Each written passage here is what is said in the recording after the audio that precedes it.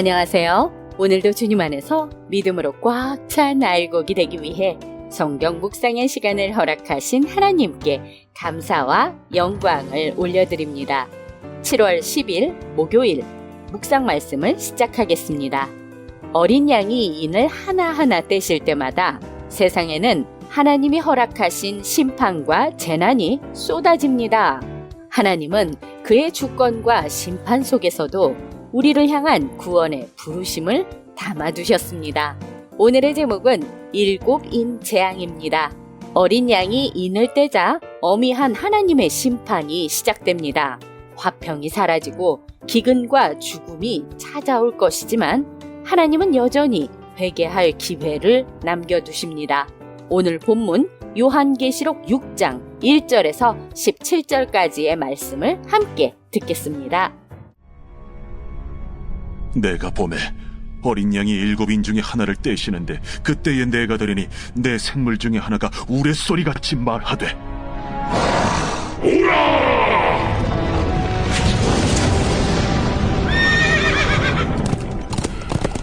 이에 내가 보니 흰 말이 있는데 그 탄자가 활을 가졌고 면류관을 받고 나아가서 이기고 또 이기려고 하더라. 둘째 인을 떼실 때에 내가 들으니 둘째 생물이 말하되 오라! 이에 다른 붉은 말이 나오더라. 그 탄자가 허락을 받아 땅에서 화평을 제하여 버리며 서로 죽이게 하고 또 큰 표를 받았더라. 셋째 인을 떼실 때에 내가 들으니 셋째 생물이 말하되 오라! 내가 보니 검은 말이 나오는데 그 탄자가 손에 저울을 가졌더라. 내가 내 생물 사이로부터 나는 듯한 음성을 들으니 이르되 한 데나리온의 밀 한 대요 한 데나리온의 보리 석 대로다. 또 감람류와 포도주는 해치지 말라.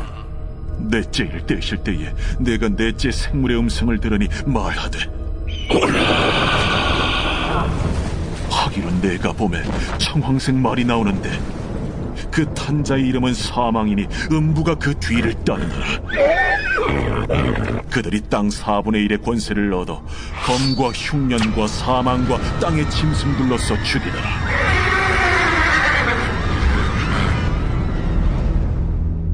다섯째 인을 떼실 때에 내가 보니 하나님의 말씀과 그들이 가진 증거로 말미암아 죽임을 당한 영혼들이 제단 아래에 있어 큰 소리로 불러 이르되 대주제여, 거룩하고 참되신 대주제여, 땅에 거하는 자들을 심판하여 우리 피를 갚아주지 아니하시기를 어느 때까지 하시려 하나이까. 대주제여. 각각 그들에게 흰 두루마기를 주시며 이르시되 아직 잠시 동안 쉬되 그들의 동무 종들과 형제들도 자기처럼 죽임을 당하여 그 수가 자기까지 하라 하시더라. 내가 보니 여섯째 인을 떼실 때에 큰 지진이 나며 해가 검은 털로 짠 상복같이 검어지고 달은 온통 피같이 되며 하늘의 별들이 무화과 나무가 대풍에 흔들려 설익은 열매가 떨어지는 것 같이 땅에 떨어지며 하늘은 두루마리가 말리는 것 같이 떠나가고 각 산과 섬이 제자리에서 옮겨지매 땅의 임금들과 왕족들과 장군들과 부자들과 강한 자들과 모든 종과 자유인이 굴과 산들의 바위 틈에 숨어 산들과 바위에게 말하되 우리 위에 떨어져 보좌에 앉으신 이의 얼굴에서 그의 어린 양의 진노에서 우리를 가리라. 그들의 진노의 큰 날이 이르렀으니 누가 능히 서리요. 오늘 우리에게 주시는 교훈의 첫째 인은 정복을 상징하는 흰 말이 등장합니다. 흰 말을 탄 자는 활을 가졌고 승리하며 또 이기려고 나아갑니다. 이는 하나님이 허락하신 정복의 권세를 상징합니다. 흰 말을 탄 자에 대해서는 해석이 다양합니다. 예수 그리스도로 보는 견해도 있으나 문맥상 이후에 나오는 말들과 대조될 때 정복 전쟁이나 제국적인 권세의 상징으로 보는 것이 일반적이며 하나님이 허락하신 심판의 한 방식입니다. 3절에서 4절에 나오는 둘째 이는 전쟁과 분쟁을 상징하며 평화를 빼앗고 서로 죽이게 하는 붉은 말이 등장합니다. 세상은 더욱 폭력적이 되고 불안정해집니다. 인간의 죄로 인해 벌어지는 비극이지만 하나님이 인을 떼심으로 허용하신 재앙입니다. 세상은 끊임없이 분열로 치닫지만 교회는 화해와 치유를 선포해야 합니다. 5절과 6절의 셋째 인은 기근과 경제의 불균형을 상징하는 검은 말이 나옵니다. 한 손에 저울을 든 자가 등장하고 먹을 것이 부족하다는 음성이 들립니다. 생명의 기본이 위협받는 시대입니다. 양식은 부족한데 고급 기름과 포도주는 건드리지 말라는 지시가 경제적 불균형을 드러냅니다. 물질을 쌓아놓기보다 공평과 나눔을 실천하는 것이 그리스도인의 태도입니다. 7절과 8절의 넷째 인은 청황생마를 죽음과 음부가 따라오며 칼과 기근과 사망과 짐승으로 사람을 죽입니다. 인간의 생명은 너무도 연약하고 덧없습니다. 이 넷째 말은 종합적인 죽음의 권세를 보여줍니다. 하나님의 심판이 삶의 모든 영역에 영향을 미친다는 것을 말해줍니다. 우리는 이 세상에서 죽음을 피할 수 없습니다. 그러나 믿는 자는 죽음 이후에 영원한 생명을 소망합니다.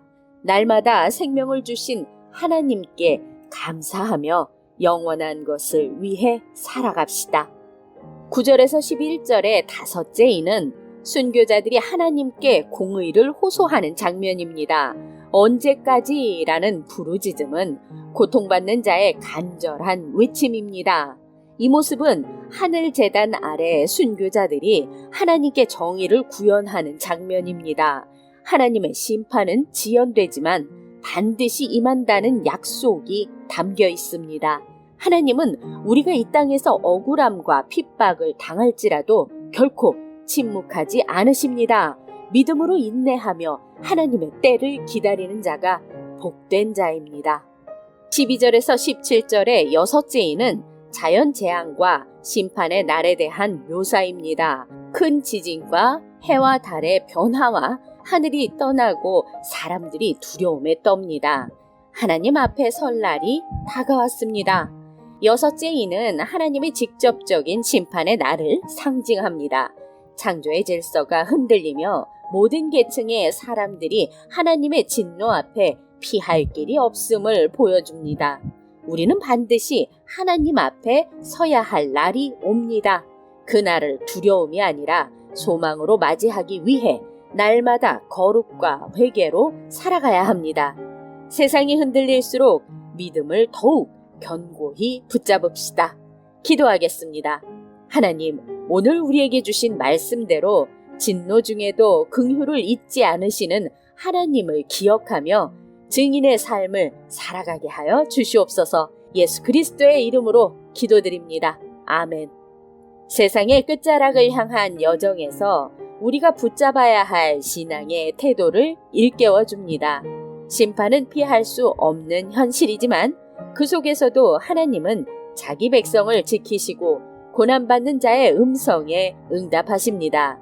우리는 오늘을 두려움이 아닌 믿음으로 살아가고 오실 주님을 소망하며 거룩하게 깨어 있어야 합니다. 심판은 끝이 아니라 새 하늘과 새 땅으로 향하는 시작입니다. 이 땅에서의 삶이 마지막이 아님을 믿는 자는 이 땅에서 다르게 살아야 함을 명심하며 오늘도 광야 같은 세상에서 하나님의 말씀으로 승리합시다. 저는 내일 다시 찾아뵙겠습니다.